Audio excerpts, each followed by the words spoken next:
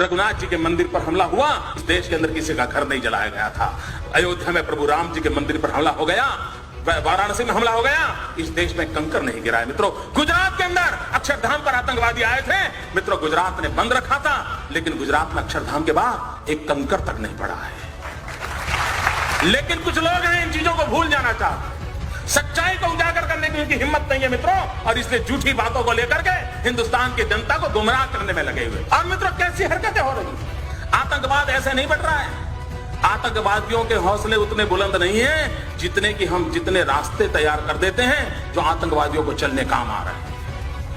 मुझे बताइए, गुजरात के अंदर एक इशरत जहान नाम की लड़की को, आतंकवादी लड़की को, हमारी पुलिस के साथ एनकाउंटर हो गया।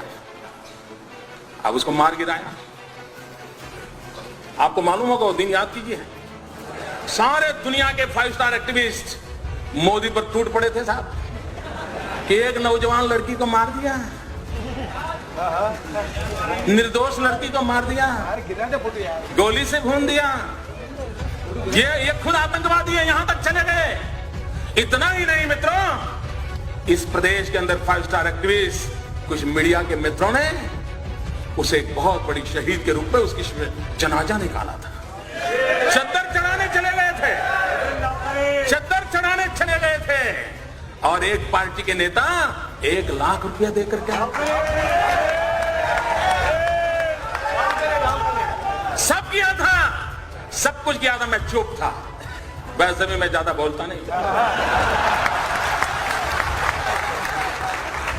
मैं सही जगह पर, सही भाषा में, सही समय पर बात करने का आदमी।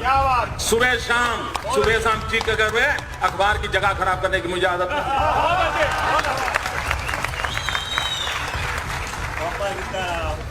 2 प्रकार के नेता होते हैं दोस्तों, कुछ नेता हैं जिनको सिद्धि में विश्वास है, कुछ नेता हैं जिनको प्रसिद्धि में विश्वास है।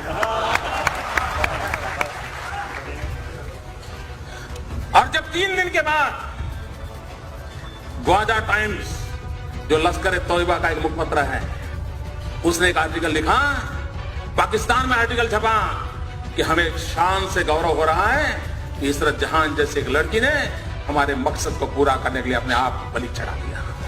जब पाकिस्तान में, तब जाकर के चुप हो गए। फिर पता नहीं उनके वो रिकॉर्ड की वो कैमरा वाली चीजें कहां चली गई, वो चद्दर चढ़ाने वाले कहां चले गए, सारा खो गए।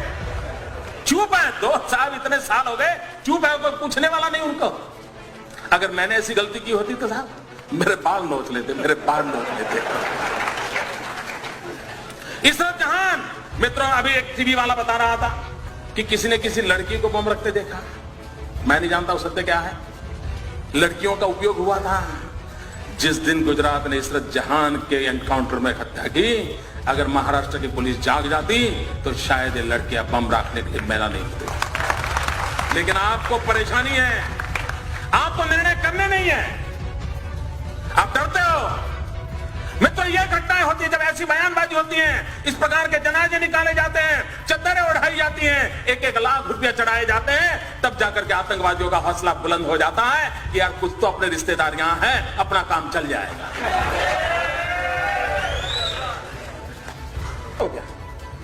क्यों देश को गुमराह कर रहे हो? और मैं देश के बुद्धिजीवियों को कहना चाहता हूं, क्या यह गुनाह नहीं है देश के साथ? क्यों उनका हिसाब नहीं मांगा जाता है?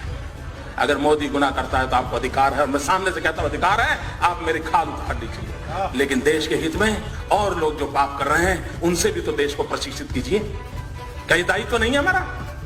मैं इन कलम के धनियों को कहना चाहता हूं, देश की ये मांग है। मित्रों, अभी आसाम के चुनाव हुए, आसाम के चुनाव के अंदर जिसने आसाम को लहूलुहान कर दिया वो उल्फा ओपनली कांग्रेस पार्टी को चुनाव जिताने के लिए समर्थन में मैदान में था।